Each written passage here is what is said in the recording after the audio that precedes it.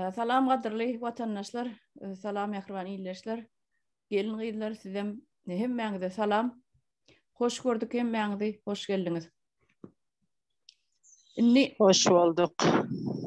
Salam arkadaşlar. Salam, hoş bulduk. Türkmenistan'ın halkına hemmeňize salam. Salam, yeni bir separ. Salam Oliçke kızlar, hemmeňize salam. Salam. Vatandaşlar salam. Salam Oliçke Ariyevna, salam kızlar. Vatandaşlar salam hemmeňize. Salam. Hemmeňize salam. Salam kızlar. Gülü hanım, gowlaşdyňyz meni? Birazcık yaraňyz okdyňyz. Indi biraz azıcık. Hudaýa şükür. Şuramiz bütün eken. Menem gece gündüz gaýry etdim. Menem indi bir saat bolsa Kilos mezarında yatmalym kan diýip şu çağalarıma yetip bilmer şu taýda galarynmy diýip Hudaýa şükür. Diýmeň daşetsin. Gatyn eme. Agyr gurrunlar olar. Onu alatlar. Hälim bar da ýöne şu neçene zat bilen tersi. Kän geplep bilemok. Köprak dinleyecek sizi. Arada bir geplep bilerim. Gül abla, geçmiş bu son deyin yaman gep aytmaň akşam içi. Sağ olun. Aydiyan da şu taýda ýene näçe halkymız kesellep ýogalyp gitdi. Hiçbir kömek yok hiç kimden. Döwlet olsa her bir döwletler özünün halkyna kömek edýär. Konsulstva bolsun, izindakylar olsun, keselleri alya bizde oňal zat bolmany üçin her zat kelleňe gelýär da. Doğru. Ya o her zat kelleňe gelýär. Daşda gurundaky ölüp gidip oturan adamlar ölet gelen o aşalaňam. Ben ölürni şo Kilos öwliýalykda menem jaýlanar ni pikreden o aşalar. Şoňal da. Oso kimsesizleň mazarlyklara yaman doldu. Ýöne üstüne ölüm ýollar ýapyp. Öňrege bir gyýkylygam bolupdyr aeroportda bir kisan aýal ýollar haçan açyly diýse aýmrat jogap berilmendir. O maksat diýenem araçy. Maksat diýen oglun bardyr nemede TikTok'ta gepläp oturan araçy her kimden $2000 alýar. Aýmrady berýär. O araç maksat diýdiňmi? Maksat o. Türkiýe. Yok neme. Ben sana goýberer o TikTok'uny. TikTok'ta çykjatdy biri bilen söwüşýär. Adam goýberdim men diýeme. Ondan şu Aymrat aeroportda neme diýip şey diýmiş. Näme telefon edellerim gelsin diýmişsin kalsaň agzyna. Näçe adamlar dur biz neme videosunu gördük da. Telefon edellerimiz gelsin. Şu $2000 bererler gelsin da. Şey diýmiş. Bahar indi bir täzeligem aýdaýyn häzir indi konsulstva ýakynda barpdyrlar da dokumentlar alıp oçra ýazanok diýär dokumentlaram görenok barın gönü aeroportdan biletinizi alıp gidiverin diýmiş. Şu soňky şu soňky şu videodan soň şey diýmiş. Häzir indi dokument alanok diýär. Oçram ýazanok diýär. Şuň var 30 güni daha şozun könrügünden bir ayal uçdy. Men ana adamdan eşitdim şolam $2000 beripdir. Ol ayal o wagtynda karantinadady. Şonuň goňşusy aýdy wahy $2000 beripdi. Gaýdypdyr diye gyzlar aýdyp ýaman gynanyp otyr. Näil boldy bu Türkmenistan niye çykjak bolsaň $2,500, $4,000, $7,000 şey diýip bermeli jaýyn satyp Türkiýe gaýdyp bererler bar gaýtjak bolubam. Sen onu diýär. Bana ine şu gün näme dokument oňaryan bir oglan var şoň ýanynda men iň ýakynım bardy da şoň dokumentler oňar otyr televizor şol oglan her 5 minuttan konsolosludan can edip dururlar. Getir şopulu. Ha sen adım yazın seni uçuracak bugün deyip aydamışlar. Yine oğlan kara der oldu diye. Neymiş can bilmiyorum. En işime odaklanıp bilen okşu oğlan sonunda ne mi oldu o sana deyip soranda şey diyemiş daha 3000 dediler mende 3000 pul yok. Ecemem ağır yatır hazır gürleşiptim de bir gayret et beni uğradın ecem yatırdım. Sonunda bir yarım saat 8 gezek can ediptirler. Sonundan demiş bu 3 getirme 2 yarım getir. Son şol oğlan men şu tanışımın yanında can et diye bir yere yanınıza hazır konsolosludan bir barak şuna 2,5 dolar vereyim diye. Galiba öyünün içinden mi doğanlarından mı tanışlarından birine özü pencikte olup şu 2,5 doları verdirip şu günem uçuptur şu. Hazır şunun dokumentları barada bir problem oldu. Şu oğlan tapan yok. Şu gün uçtu şu oğlan. Yine imodan bir gezik yazıp da aldınız mı dokumentinizi ucu mesaj gelmeli size zat deyip. Bunlar şey ettiler de. Bara zığırlık bağdara uğrayıptırlar ha. Hem zaten biznes ettiler o. Hem zaten biznes ettiler. Türkmenistan'ın içinde bir adım edip falan yok bu para horlardan diye. Dünya pul çözeyim mesela diye. O. Neme öyle çağırıyorlar. Men şunu diyecek olayım da yani Türkmenistan'ın haysi yerinden tutsan, haysi yerinden başlap, haysi yerine açacağını bilmeyen de sebebi tutan yerin kopup eline geliyor. Bir çürep, apelke bir erara ızgarda. Son yalda tutan yerin kopup eline geliyor. Şimdi şu taze Türkmenistan kurulsa ne iyi olur sizin düşünceniz? Bağırını geçirir, elekten geçiren yani. Onu yani illüstrasyon değil ya. Yani arada duruyancılar var, bilet satyancılar var. Almasız yerlere pul alıp beydip görenler var. Bari elekten geçer, ne tip olsa. Halkın Türkmenler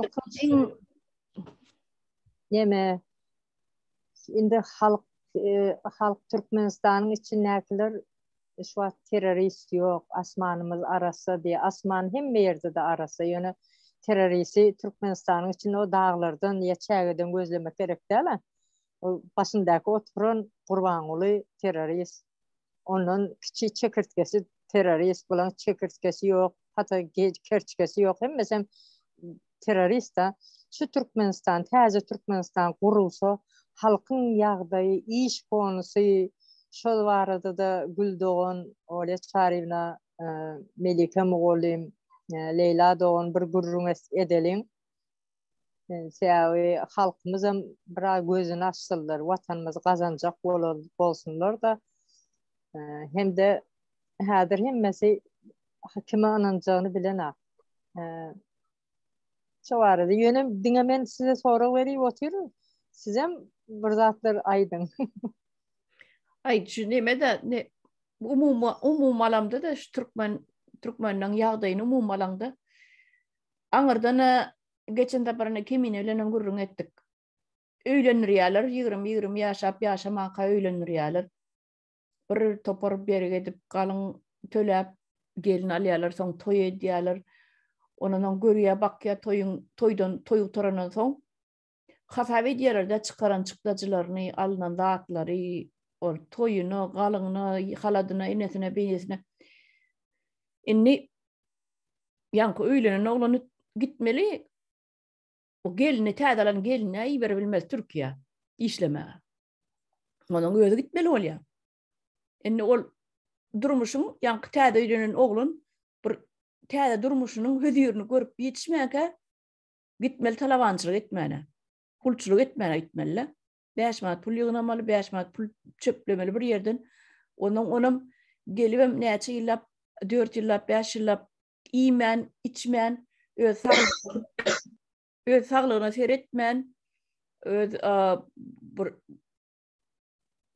bokurduğuna seyretmen, iyice işine de seyretmen, o iyi biçmen, şor 5 manat pul yığınap, yatacak cayınam ekonomi edip, kreyin zadınam, tölemeli öz başta kwartira alabilmeýän. Sen aýlyň oňa ýetirinip bolanok aýlyň bilen öz başta kwartira almana. Şoň üçin 5-6 sanak bolup bir kwartira almaly bolýar. 2 komnatly, 3 komnatly kwartira alyp şeýdip ýaşaýarlar. Oňa da bir näme de bolsa azyrak gitsin ekonom edelip. Indi şu taýda Türkmenistan'a çykyp gaýdanna ýanky immigrasiýon servisi aeroportdaky pul berip çykýar. Tebabi pul bermeseň sen göýberen oklar. Adynan $3000. Öňkü pul bilaýdymda, häzir bilemok näçe. Ýöne şonu bermeseň saňa seni göýberen oklar, geçiren oklar. Onuň tanışyň üstüne şeýdip görmeli. Adam görüp pul berip şeýdip çykmaly. Gelini çykdy. Türkiýede işleýär, saglygyny ýitirdi. 5 ýyl geçdi, 6 ýyl geçdi, 7 ýyl geçdi. İyi biçenok, gowy derman ýok, saglygyna seredenok. Bir ýeri agyryp başlasa da şu bir dermany içýär, şoň bilen aýrylýan röýdýär. Indi ýa-da bolmasa ödedi aýrlar. Ödedi aýrylyp gider, ay bugundan çydaýyn, ertirem çydaýyn, ödedi aýrylyp gider. Adamyň organizmine bir ýeri agyryp başlasa, diýmek şo ödeden aýrylyp gidenok, diýmek şol bir zadyň signaly saňa bir zat duýdurýar. Diýmek sen bir ýerinde bir zada başlapdyr. Bir ýetmezçilik başlapdyr. Olam saňa signal ýokmyny şo taýyň agyryp başlaýar. Böwregiňde sanjar, bagyryň sanjar. Kelläňde bir zat döräň bolsa, kelle başlar. Garada gepiň ýysgasy. Şo signal ýokmyny saňa berýär, duýdurýar da. Onam seni monitor etmen. Sebäp uzi düşmeli, pul vermeli. Tomografiya düşmeli, pul vermeli. CAT scan düşmeli, pul vermeli. Doktora barmaň üçin, ýazdyrmaň üçin pul vermeli. O pullar, o senin bütün bir ay, 2 ay işlem puluny, eşek ýaly işlem der döküp alan puluny, 2 aýdaky, 3 aýynky üýşürip alan şo puluny sen äkidip doktora bermeli bolýan gospitala. Türkiýede gospitala barsaň. Şu ýerde Olga Çaryn, bir zat goşaýyn men size. Son dövrde köp adamların pasportları doldu. Kaçak kaldılar. Olar kaçak kalan için doktoram gidip bilen oğa. Kaçak olduğu için alan oklar. Oturma izinler bolya, sizin aydanınız yalı bolya. Yöne häzir 1 milyon halk köprağa kaçak kaldı. Ne pasport verilýär, ne oturma izin verilýär. Ha bir ayın birinden yine polnistyu näme bolýar? Vizaları, oturma izinleri yine öňküleri ýaly bermä, ret gelip başlajak. Onam akkryt ýene habarlarda aýdy oturlar YouTube'da. Bar. Berjek däl, berjekmişlermi? Ya birinci ýyldan oturma izin berilmeýär, birinci ýyldan kaçak bolýan. Onlar vardı. Häzir Türkmen oğlanlarımız, kızlarımız tutulanlar köpüsü näme Erzurum hapishanasında yatır. İmene nam tapman. İzinden barıp bolanok Erzurum nerede? İstanbul, Ankara bular nerede? Aralar näçe uzaklıkta. Yöne bilýärler yol yapık. Şondam häzir yakında men näme koydum metro istansiyalarında näçe sany özbek, näçe sany türkmen, näçe sany awgan tutulupdyr. Şolary hemmesini şu Erzurum diýen ýere alyp gidipdirler. Baştaki Pendik'te tutupdyrlar, sonra Erzurum'a alyp gidipdirler. O oğlanların elinde pulu ýok. Olaryň arkasında durar ýaly konsul ýok. Başka konsullar Özbekistanynkini barıp aýryp seçip alyp gidip samolyot bilen deport etseler, uradı goýberýärler. Ýöne bizde ýollar hem ýapylyk. Ya, bizim konsulstwa barıp eýe çykan ýok şolary. Konsulstwaň bärde çözýän problemi çözübilen o konsulstwa. Türkiýanyň konsulstwasy hiç adam ýollar açdyrman bilmeýär, problemany çözüp bilmeýär. Diňe o taýda charter reis bolanlar şoňa bir bilet satyp şu aslında satylmalan däwon bilet satyp şu taýdan 5 manat gazanjak bolýarlar. Şu taýdan 5 manat gazanjak bolýarlar sebäbi. Indi ýankyny izin dowam edeýin men. Indi aýdyp oturmadym da. Indi indi geldi işledi 4 ýyl, 5 ýyl, 6 7 ýyl işledi. Saglygam gitdi. Indi saglygy giden soň ölmäkem şu klios mazarlykda menem jaýlaýmasynlar diýip ölmäkem bir iýdim, bir aşa inip ýene de bir pul berýär. Ýene de pul jemlemeli. Yine de bütün bir yılki işlem pulunu şolara vermeli, 2.000-3.000 doları. Yalan mı ya? Doğru. Doğru. Her dolara 17-18'e gel otur. Eredin hasap edin de matematikan siz var hemmeňizden bilýänsiniz. Indi özüňiz hasap edin. Öýlenni birden galyňyna toýuna zadyna pul çykardy. Aýdaly 5.000 dolar bergisi bar. Onuň 5.000 dolaryň üstüne ýene de 2-3.000 dolary qarz alýarda 8.000 bolýarmy? Şu 3.000 dolarym immigrasiýon slujba berip geçýär. Indi ýanky 5.000 dolar 8.000 bolýarmy? Indi şu 8.000 ödeme için näçe wagt işlemeli Türkiýede? Olam üstesini saglygyň zadyny ýitirýär. İbiçki ýok. Bütün dişleri seni gopýar. Täbi saglyk zat iýmeseň, sen vitamin zat iýmeseň, sen saçyňam düşýär, dyrnagyňam düşýär, sen dişiňam düşýär. Hemme tümküm gowy. Häzir 200 dolardan lişni pul süşürüp bilen ok, Olga Çarina bir ayda oğlanlar bolsa 200 dolar süşürýändir. Ondan artık bir köpük pulam süşürüp bilen ok. Köpüsü şonam süşürmän 100 dolar süşür otyrlar. Ne gözüňe getirin? 4.000, 5.000 TL alsa bile dolar geldi, uşu 18'e geldi. 17-18 bilen ara katnaşyk goňşy bolup otyr. Anha, şu yerden onun iyicegi var, işçegi var, yol pulusu var. Şoları hasap edende anha, zor etse 100 dolar şonu süşürüp bilmeyenler var hazır. Ana indi men aýtjak bolan dadym da. Indi şu pasorstwda, konsullukda oturan haram dadalar şol garip halkyň şeýdip belini büküp, der döküp, gan döküp, gijelerine yatman, işläp, gazanan, gul bolup işläp gazanan pulunu elinden gaňyryp alýarlar 2.000-3.000 dolaryny. Sen Türkmenistana ýerjek diýe. Täbi bilip dur, şu 2.000-3.000 dolar tapyp şonuň eltip berjegini bilýär. Täbi öljek, haly öljek, ýagdaýy ölmek bäri ýanyna. Şu ölmäkem samolyotda bir aýagyma ataýyn diýe. Barem näme bolsa şo bolsun baryp bir Türkmenistana bir jaýlasynlar meni niýe. Ine bar ömrü ne Türkmenin doğully çağı ýürap başlady, ulally össi ýetişdi, öýlenni, öýlenen soň durmuşyny galança bölejigi ýanky 20 ýyly da Türkiýede gul bolup geçirýär. Türkmendiňi güzap üçin, azap üçin doğulan bolýardy. Diňe azap çekmek üçin dünýä gelen bolýardy. Yani ýaňy bir täze öýlenen, bir bile ýaşajak wagty, durmuşyň bir neme süýjerini görjek wagty aýry düşýär.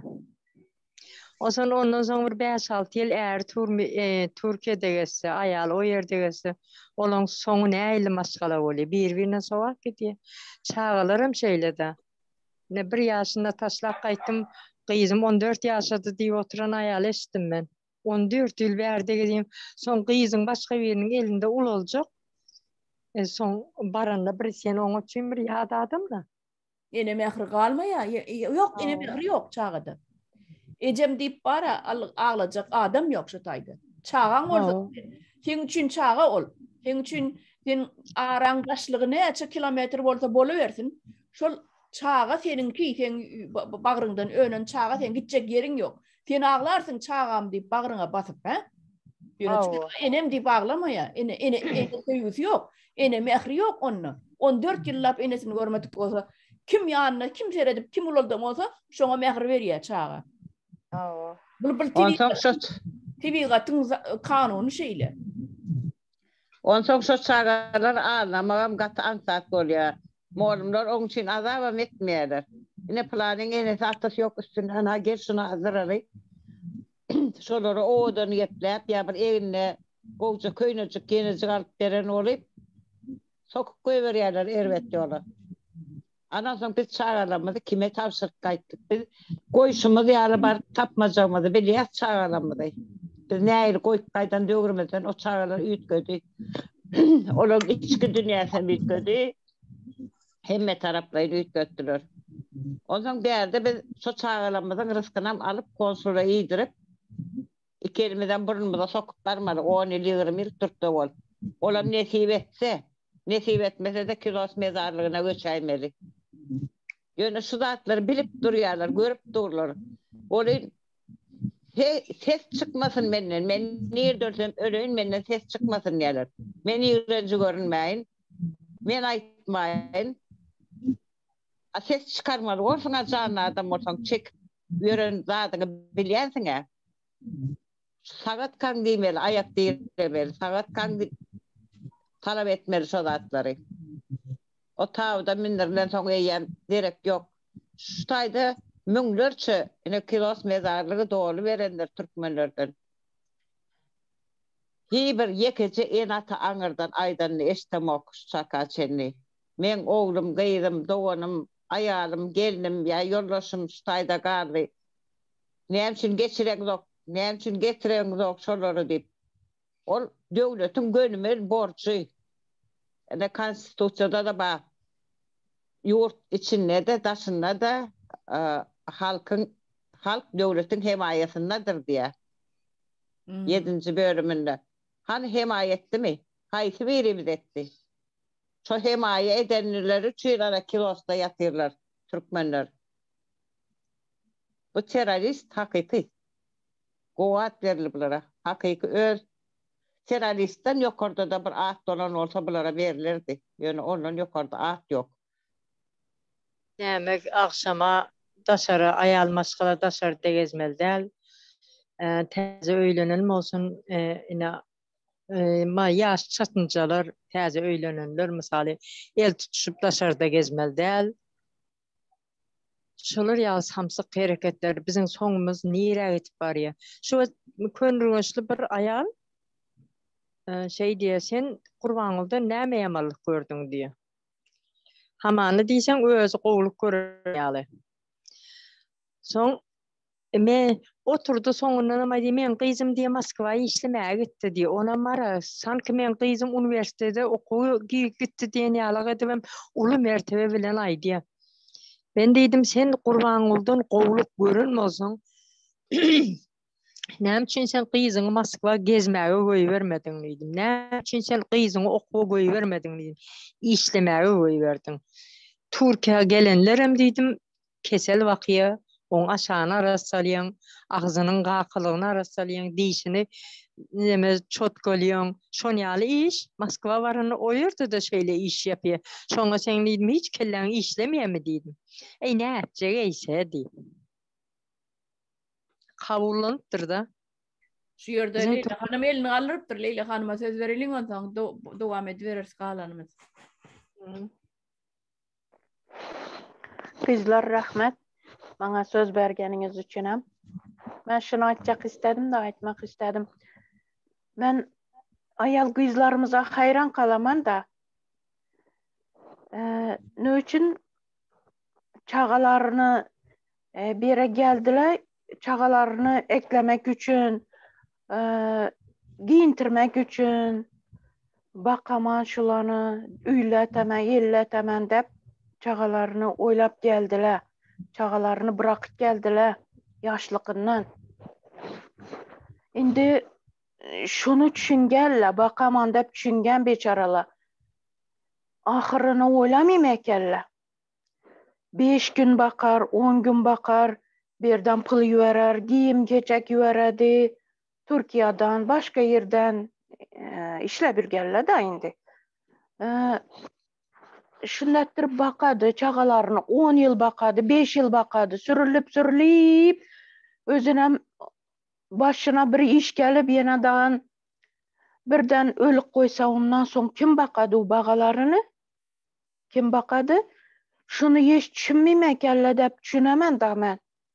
Hani şunu düşünseler genişten bir uzakından oylanıp görse ayal kızlarımız ayaka kalsa deyip düşünemem da. Ben ölüp gitsem birden çağalarımı kim bakadı? Vatanımız şunu bolup duruptu. Kıyın yağdayda kaldı. İş yok. Güç yok. Son neçik boladı bizden bağalarımızı hayatı ahırı neçik boladı deyip düşünseler demen de. Ahırını düşünüş gerek. Hazırını mez. Çağala ösüp var yatır. Kiçkene vaxtında ulanı derdi sərri kiçkene boladı. Ullaganda derdisarida muňu bolady. Leyla hanım, burada mikrofon elleýäňiz bilen şygyrdy ýaman nerwet çygyrdy gelýär. Şygyrdy gelany. Ala çygyrdy. Oy. Indi niçik? Anynny boldy. Ha. Ana şundyn araq ýaxşy eşitilmedimi? Indi men aýtaman da, şunu giňişden düşünsele ayal gyzlarymız. Çağalaryňyzy soňuny oýlaňlar. Yaş wagtynda näsidem yaş bolady. Gerek ediki. Derdisäri yaş bolady. Ullaýgan saýyn derdisäri köp bolady. Dogrymy?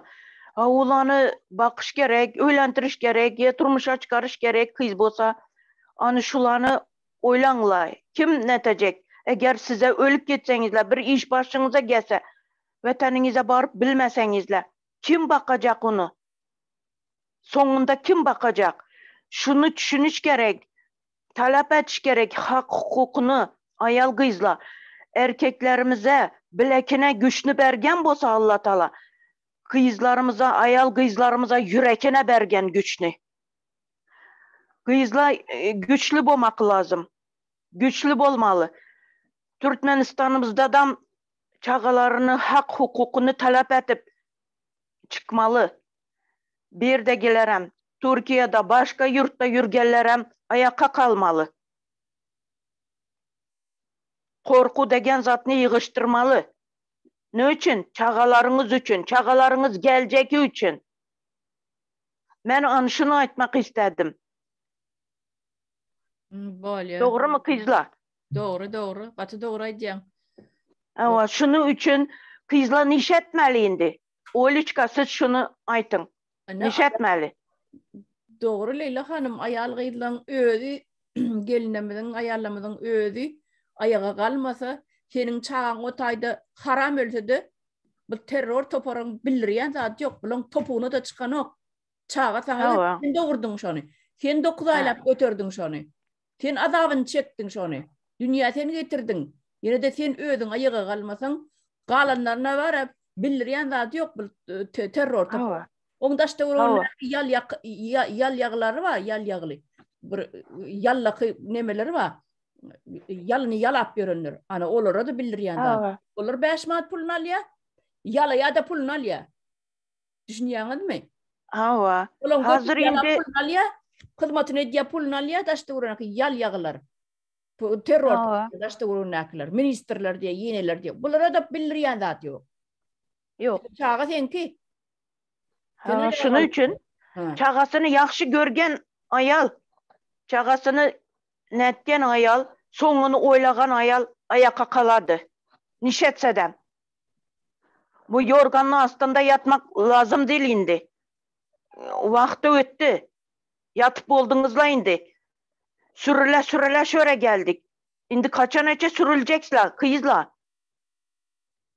Çağalarınızı ahırını oylasanızla, ulara yetişmek istesenizle, şunu üçün ayaka kalınla. Men şunu talep etemen. Ayal kızlarımızdan. Hayiş etemen. Şundan. Rahmet söz vergeniz için. Gül hanım elini alır. Gül hanım aydır. Menin açık zaten ne için yolları açan yoklar. Bu bir sorak yalım neme de. Ne için açan yoklar? Koronavirüs bahanatı bütün dünya indi yolları açtı. Şu Türkiye'de aeroportuna barsan hem berem samolyot uçup duranlar. Ne için bizden Türkmenistan'ın samolyotu geleniyor. Ha özlerçe Dubai'ye açan oldular. Aydın Dubai'ye açan oldular. Neri sen Kazan mı? O yere açan oldular. Yeni bir yere açtılar şular. 3 yere açtılar. Yöne samolyotlara. Şu yankı sizin beren soruňyza özlerim jogap tapyp bilen oklar. Yankı näme üçin yol ýapak diýen soragy bersen, ine prezident aýdaly ýüzüne özüne soragy bersen, näme üçin ýol ýapak diýsen, hank punk eder durur özü tapyp bilen ok jogap. Olarda ýok jogap ýok. Prosta ýapak dur, bolly. halkı iyiden almadı. Serdar Berdurmuhamedov eşi diyen olsa şuna açacak soralım. Ne için yollar yaptınız? Ne için? O elim cevap verilmiyor ama. Yani cevabı da var. Cevabı Kreml'de var. Bunun cevabı Kreml'de. Kaçan şolar eğer açsa, açın şu yolları ise şolar açar. Onlar açmasa bizimkiler özlerem şolardan zavismi da bir Kaytinizin telefonu Cemal Tenköy diyen. Şunu kapatıp göver mikrofonu gayret et. Ha bollu. Ay diyorum. Benim açacak zadım. Eğer yolları koronavirüsten yapyan olsalar, misal için Hayak'ında Putin bilen Serdar görüşte, şu görüşmede Putin öz ağzı bilen dedi, 2020 yılda dedi, ben dedi, Türkmenistan'a dedi, nemeler verdim, vaksinalar verdim dedi, koronavirüsten aşı için dedi. 2020'de Edelmen'in kaptandaki komşum birinci aşısını urdurduktan sonra 11 günde can etti. Kakras mereke gidiyordu. Şu merekeden bana can edip komşular bilen gürleşemizde yamanam yağdayım. Şu aşını urdurdumam dedi. Şu 11 gün dedi. Ne işteyim var, ne yürep bilen zordan sürenip merekeye geldim dedi. 21 ay diyende 21 gün diyendem ikinci aşısını urdurmaya barıp ikinci gün sırası düppedürüz ayakta yören adam yıkıldı. Reanimasyada 6 gün yattı öldü. Demek bunlar şu vaksinaları bağırlama zannetmeyen padobutlu krolik etle genosit için Türkmen halka aşı urdurup öldürdüler. Ondan başka yine bir coğramın gelinem yok aldı. Yaşacık da o gelin. Şolam aşı urdurandan son yok aldı. 2020'de. 21'dekilerde değil. 21'den urduranlar oldu. Yani onlarda da ama 20'de öldüler şolar. Ben öz tanıdık bildiklerimin arasında yine Putin'e dün ona patvircitem etti. Kurleşen vaktiyle hemen 20'de dedi. Neme verdim dedi. Bu ne demek? Halkımızı, bizim Türkmen halkımızı vapşi her taraflayın kısıp ne bir doğru düzgün neme var. Halkımıza iyi çıkan var. Konsullar öz işi neden o? Yukarıda oturanlar öz işi neden yok? Her kim öz kisesi için işlep dur. Doğru şu terörizm demek. Terör demek bunlara dinle şu at yaraşyadı. Sonra yol yapıp 2 milyon halk köprüyle Türkiye'de eğer şunu sana hesap etsen her gün 180 kişiden çıkarmalı olan yanda her gün samalot olandan ağzından 2 yıl samalot vermeli. Ölüğün ağzına damca damdıran yağlı. Bunlar hep de bir gezek bir samalot veriyorlar da yolu açtık. Kimi aldacak oluyor bunlar? Kimi aldacak oluyorlar? Ne için sonra o 180 adamın içinde neme çağalı gezmene gelip kalanlar var. Sonra hele çağasıyla gelip şu yerde kalıp ikinci çağa doğru kalanlar var. Kesel olup ölmeli hastalar yatan var. Bunların 180 adam gidende şu spesifik alanda 1800-1700 adam spesifikte var diye oturdular. Haysi birini koyverecekler. Sonra koronavirüs var olsa действительно diyelim hay onların gibi doğram diyelim. Almayalar Türkmenistan'a adam. Koronavirüs getirmeseler dışarıdan. Onlar bizde yok deyip ayak diye oturuyor. Birinci. Ne için vaksinasyon urdururlar? Adamlar yok etmek için mi? İkinci. Ne için Kitay'dan, India'dan, Rusya'dan Talibanlar rahat oyuna girip çıkıyorlar. Ne için? Bizi öz öyümüze alan yoklar. Sonra şunu halk özü şu sorağa cevap versin. Ne için bizi alan yoklar? Biz hazır dışarı yurtta işletiyoruz. Bizim gözümüz, gözetimimiz köpüsünün der. Köpüsü Türkiye'nin da yaşamak onların işine gelenler, onlar pervasız. Onlardan geçtim. Yönü o pervasızlara iki ağız gepim var. Təzə Türkmenistan kurulan vaxtında bunu iki kulağınız ile bilece eşidin. Fikir etmem. Ay kim alsa alsın da biz onların izinden tayyar aşın bek öyle olup bararız deyip. Yok 10 yıl saat olmaz. Təzə Türkmenistan'da peydalanmalı. Devletten peydalanmalı. Her bir adam. Misal için. Şu kesel olan vaktinde sigortalardan peydalanmalı. Diyelim ki göreli gelinler olsun, çağalar olsun, özler olsun. Şolar devletten peydalanmalı. Ama pervasız adamları olarak bir gözden geçirmeli. Öyle çaremle şu aydışınızı alıp temiz, lüstratsiyadan geçiriyaz diyende şol anlarım elekten geçirmeli. Benim için tayyar aşındaki öyle var, oturmalı da o canını yakıp devletini alacak olup iki yana çarpırıp işinden daşar 5 bin vakti olsa halkın düşünen adamlarla onlar terazide ikisi de bir yanda olmalı. Yok öyle olmaz. Yani eğer devletiniz gerek olsa Türkmenistan diyen devlette yaşayacak olsanız şu vaktan bir ya iki hem ya da devamlı şu bir adamlar canını yakıp del de aziz halkım size birazcık şimdi düşünün. Bu ne için size alanoklar? Ne için siz pasportsuz kaldınız? Pasportsuz adam yeryüzünde yok demek. Sen hiç yerde ne Türkiye'de ne Türkmenistan'da senin adın yok. Sen yok bir ne o tozancık yağlı bir zatsın sen. Senin hiç yerde gepin sözün geçen o. Ölsenem Kilyos mezarına ertip taşlayalar boldu.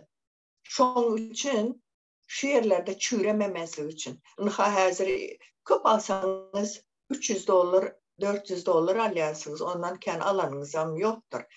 Diyelim ki 500-600 aldınız dolar bile. Yine berde bir şu markette var, önler var ki 100 liralık zat alsan bir hep de arkayını yiyip içip biliyordun. Hazır $100 zat alsan bir aya yetmiyor. Yolun var, telefonun var, internetin var, kiran var. Bay da var. Hem tapanca pulunuzu dine Türkiye'nin nemesine, ekonomikasına atyanız. Şunun için birazcık kellenizi işletseniz Türkmenistan'a baran vaktinde şu Türkmenistan'a girip öz Türkmenistan'ımız için hiç olmanda şu çağlarımızın yanında öz ocağımızda oturup ağız birce öz nereye gitseniz gidin öz öyünüzdeki yağlı huzur bulmazsınız. Bara bir atasözü. Yurtların bağı bilen bakçası öz yurdumun yandağıça görünmezdi. Şunun için birazcık hareket edin. Hareket etseniz bereket olar. İmsum otursanız hiç adam edip bileniz yok. Yöne bu sistem çöktü. Şunu amaydayın. Şu gün olsun, ertir olsun, bir ay olsun, bir yıl olsun. Bu indi çöktü. Tamamen çöktü. Bunun gidecek yeri yok. Təzə Türkmenistan hükman kurulacak. Nesip olsa kurulacak o Türkmenistan. Yöne şunu tizleştirer ya. Yine şu diktaturanın, teröristlerin yaşayış bu hanlıklarını birazcık olsam kıskaldırmak istesen ayağa kalkmanız lazım. Hakkınızı, hukukunuzu talep edin. Konstitusiyanı yazdırın ina. Nemeden internetten alın, hemmesini alın, önünüzde koyun. Sizin ulakan silahınız şu. Hiç hükman der, elinize bir zat alıp silah bilen atmalı der. Hiç kimi öldürmeli der. Biz ona hiç kimi çağırır. Bir zat diyen de şu konstitusiyanın önüne koyup seyret bu madde. Yine şu maddede şu nemedikle. Sen bana şunu etmene hakkın var mı deyin. Şu vakti halkımızın hemmesi şu sorağı verip öz hak hukukunu soran vaktinde şu vakt halk tayyar vaktinde o Berdi Muhammedov'u, o ministerleri, Onları ayırmak problema değil. Bizim bar niyetimiz, halkımız hem zada düşünmesi. Düşünüp edip, görüp, çekip yürüyene bir gözüm kör, kulağım ker deyip yürümeli değil şunu. Görenini aytmalı, eşidenini aytmalı, başınızdan geçireni bilen yüz tutmalı. Ne için siz Şonyalı 4. yerde baylıkta duran Türkmenistan'ın halkı bu yerlere gelip kulçuluk etmeli. Kulçuluk etmemeli, sağlığınızı yitiriyorsunuz. Ben özümden ne edeceğim? 21 gün hələm yine zor gepler otur. Aşılarımı aldım. Hudaya şükür giyövüm, kızım, doğanlarım üstümde men deyip durdular. Gece gündüz tanış doktorlar gelip kapinse koyup durdular. Şonda men ıskınım yok. Men işe yaramam. Bana menzer kesel olanlar indi bir düşünün. Arkasında Hudaya şükür öyümüz var, cayımız var. Kira tölesem öz cayımız. Başkalar öysüz bir öyde misal için 8-10 kişi olup yaşanları göz önüne tutun. Anırsında 5 manat pul koyman Türkmenistan'a uğradıp çağla onları göz önüne tutun. Doktora gidip bilmem bir serum almanı. Şu koronadan ölüp gidip oturanlar var. Bronha geçti tamam. Şunun için diye ayağa kalın. Düşünün. Biz barıp yine şu yerde evde oturan işinizi Türkmenistan'da etseniz yine tersi Türkmenistan'da hiç işlemeyen oturan adama şu baylığımız ile $400-500 vermeyene hükmetin yağdayı var. Sağlık sigortalardan peydalanıp biliyorlar. Varandan sonra bunların hemmesinin çok şükür yaşlarımız var, oğlanlarımız, kızlarımız ondan buysan yaz biz o çağlarımızdan. Onun yalı yeni günde çıkıp duranlar var. Sağ olsun helal süt emen çağlar. Enatasına sağ olsun rahmet şoların.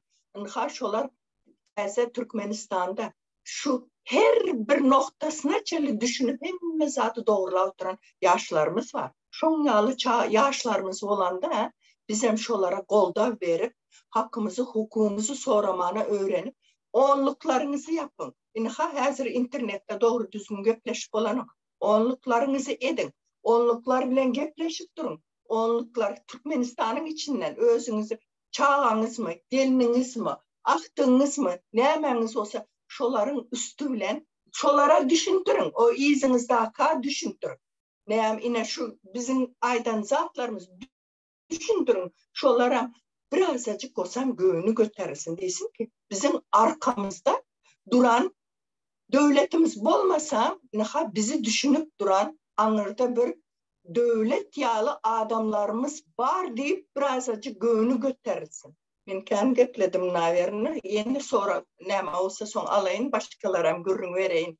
Kırgızsam son hiç durmak yok mende matoryalı. Olgu çağırayım da başka bir yerine verip son gürlerim. Durma Güldoğan durma. Malay diyor sen yine mikrofonu düzelttin geliyor.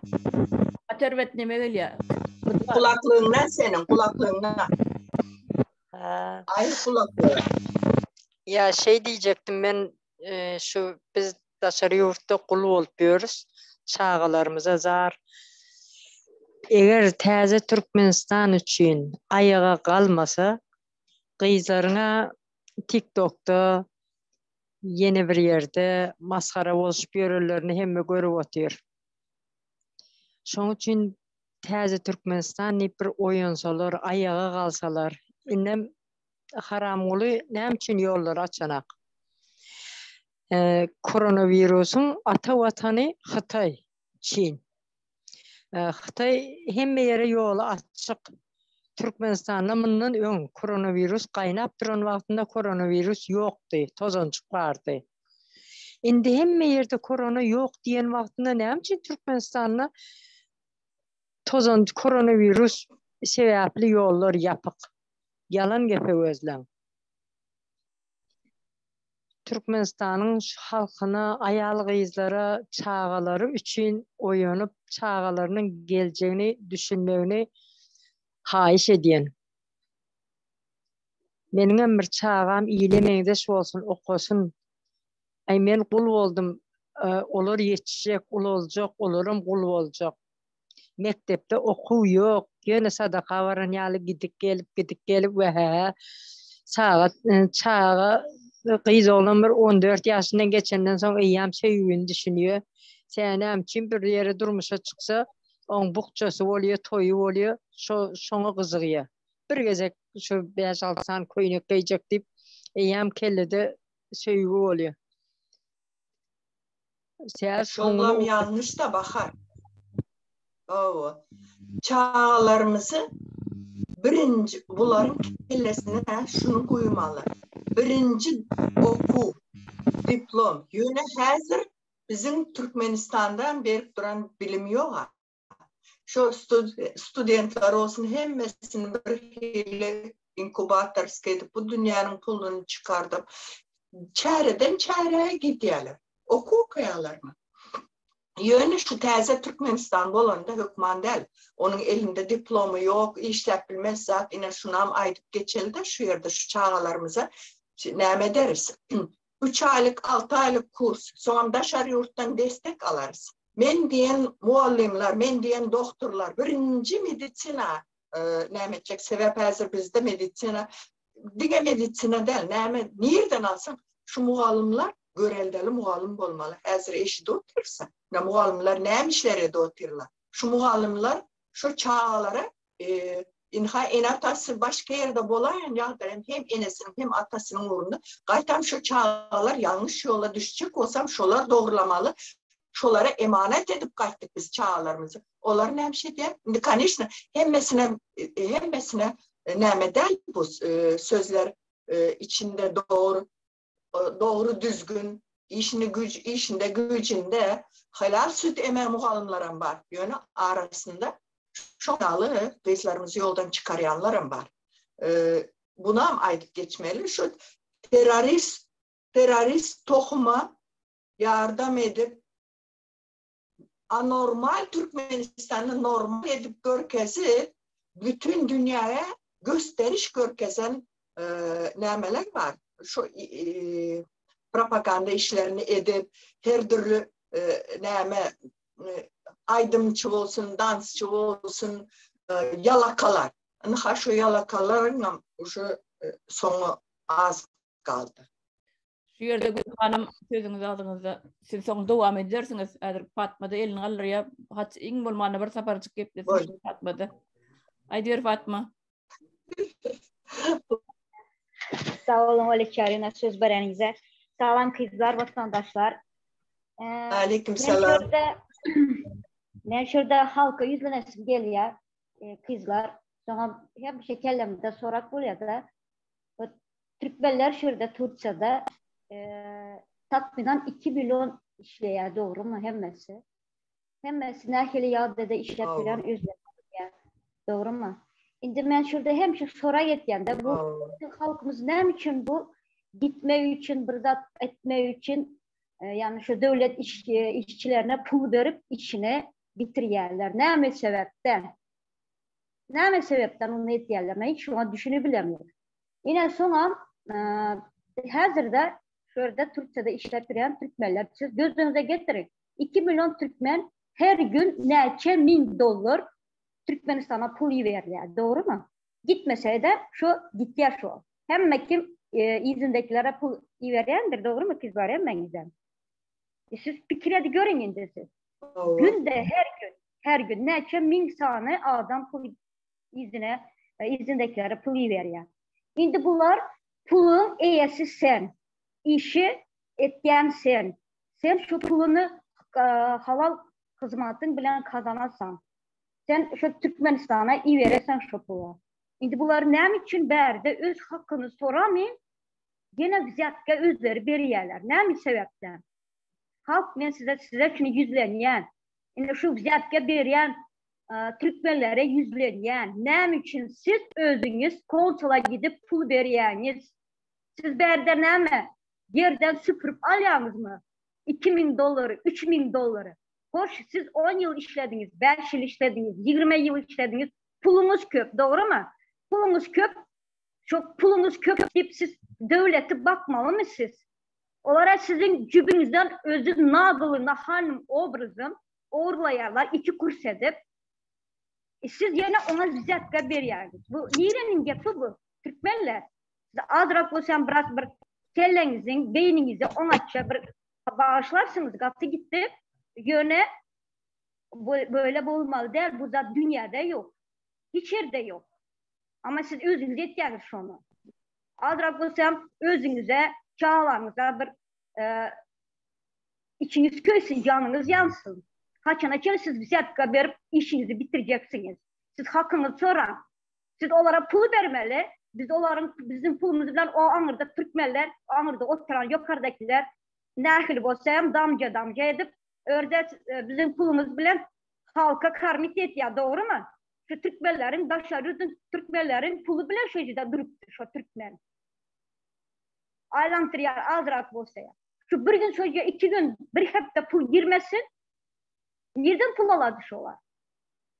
Ne için şunu açmıyorlar hiç kim? Ne için şu hafta fikir etmiyorlar? Senin kazancına o.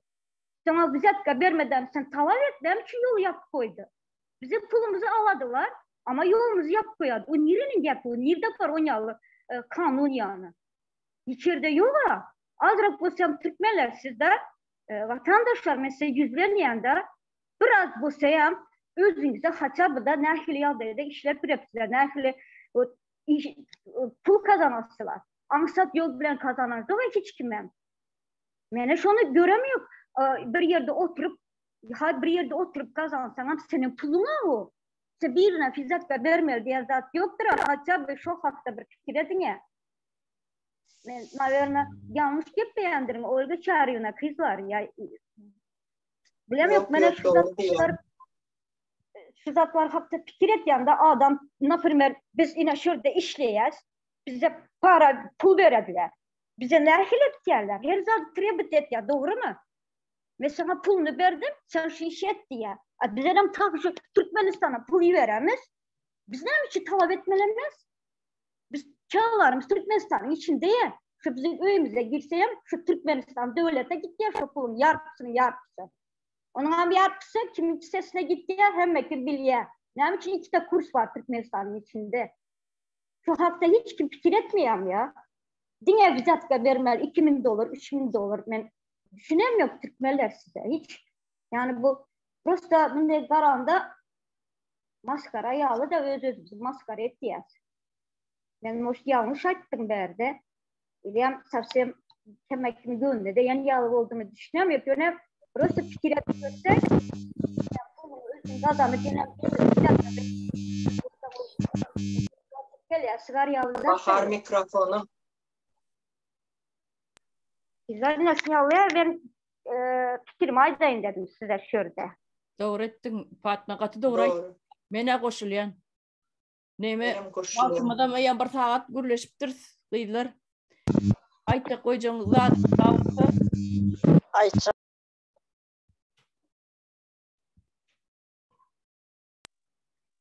Alo. Cemal. Sesim geliyor mu? Evet. Yani şu Fatma, Leyla. Sen şurada var telefonunda. Mikrofonda. Yani. Kaç şıkırda var telefonunda. Şu an ayrıldı mı? Kızların, şu kardeşlerin, vatandaşların diyenleri katı doğru. Bir yerde eşek yalı işlep, onun Türkmenistan'a koyuverecektim. Orada da bizim kazanan pulumuzun üstünden hem olur peyda görüp oturuyor. Güldoğan sana aydanlarınıza koşuluyor. Fatma katı doğru ayttın. Leyla Doğan'ın katı doğru ayttı. Oyuncular çağlarının geleceğini oylasınlar. Olmasa bu Türkmenistan elimizden gidip varıyor. Son düşünüyorlar. Rusya'nın eline geçse, Putin'in eline geçse biz önkü işimiz olur, pulumuz olur, o sayı devri olur deyip hiç açanım öyle olmaydı. Afrika'daki demeler var ya, su tapmanı, ayak yalamaç, neme gezip görün, mal vakıfı. Aynı şu durmuş bizim başımıza geliyor. Onun için oturup üstesine de bir perince de giydirirler diysene. Perince giydireceğine ona söz yok. Eyyamdan var ya, ayal maşkala ara maşinin önüne minmel del, dışarı çıkmal del. Yeni ne mi? Maşin sürmel del. Eyyam ayal diyen zadı neme saparağıydı ya. Bir devleti çökürecek olsan ayalgıyları cahil ettik. Atı doğru şu. Cahil etmek için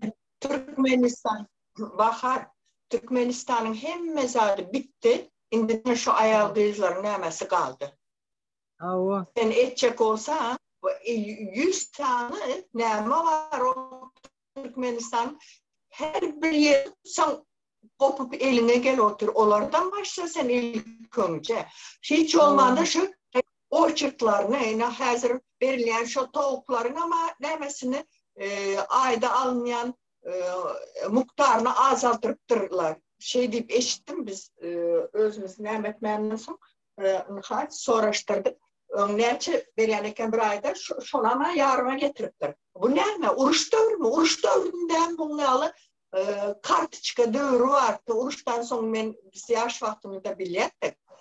O çıra durup nanalarımızı kartıçka elinde görkezden seri hılep 2 sani, beyli hılep 1 sani adamlarına seredip şonyalı beriyatlar. Her gülala güllük, dans, oyun, demeye Mekke Medine'ye gidip geliyorlar. Yine çürüğün o çürü var. Neme asmanın arası. Asmanın arası. Gülhanım. Efendim Melike. Şu payok özü yalnız payok. Ne için başka devletlerde görüyorsun payok veriliyor mi? Şonaydı isteyenler ya. Şu payoğu geçirmen özü eyyem seni men gul hükümünde görüyen neydi? Şu Hasan istesen beren oklar. Türme. Türme oldu şu. İtin ömüne süneksin anyalı. Devlet adam üçündür. İş olmasa, pulu olmasa, pulu olan kanişni bazardan barkın matraknan alar da haberde işlep duranlar bak çağacığım gitme şu oçura koronavirüs hem yerde var al şu pulu da git bazardan getir yalnızsa onu alın da öyle yapıp indip şonyalı edenler edek ay mahemme sinyadan dışarı yurtta işlep gören yok. O pakircağıza bir buhan kanağın içi ona köprak alıp ilde geçenlerini politsiya işgarları elinden alıp ceza çekiyormuş ya çağalara. Ne için iki sefer orçura durup aldın yanam alıp gittin diye. Bu ne mi? Hazır unam yok. Unam yok hazır. Unam yok. Niye gidip buğdayları alıyorlar. Buğdayı alanda komite tam o yerde. Politsiya tam o yerde. Dayhan papir gece gündüz onu tayyarlar. Şu buğdaylar özümüzde melkaminatlar var. Şu yerle Berlin'de Türkmenistan'ın içine o geçirme birleri alıyor o pulu. Bir yerlere sattı. O pullara nereye gidecek? Onların kilisesine gidiyor. Çünkü devlet adam içindir. Devlet adam içindir. Halk düşünmesi gerek şu zatlara. Bunu biz yurdun içinden kul, yurdun dışından kul. Biz hiç kaçan özbaşlak olmadık ki. Gelen vaktinde biz özbaşlak. Biz hiç kime katışmalı değil. Özgürlük Türkmenistan. Nerede özgürlük? Geplap olan yok. Affedersiniz. Sıçma götüne bir suraman deyip direlip her adamda 2-3 tane politsiya işgar. Bu ne mi demek? Düşünmeli o şu halk birazcık uyanma vakti geldi. Bağışlan birazcık öte geçen olsa. Ya bolya gelmeyde o vaktimiz katı uzak oldu. Bir saatten geçti neme. Onun bütün vatandaşlarımız dinleyicilerimizden nimetmesin. Ay siz katı uzak çekkeňiz gepleşiňiz şon 10 minut 15 minut edip bolanokmy diýip ýazýan amma şoň üçin indi bir bolle deli bir resti. Bolya sağ gelip gıdıklı ürünler bereniz için ýa-da minnettar. Devlet adam için Türkiye'de yani devletine teröristler içindi Türkmenistan'da. Devlet adam. Yok devlet için. Sağ olun. Devlet yok devlet içindir adam. Bolya sağ olun vatandaşlar. Bolya sağ olun. Bolya sağ olun.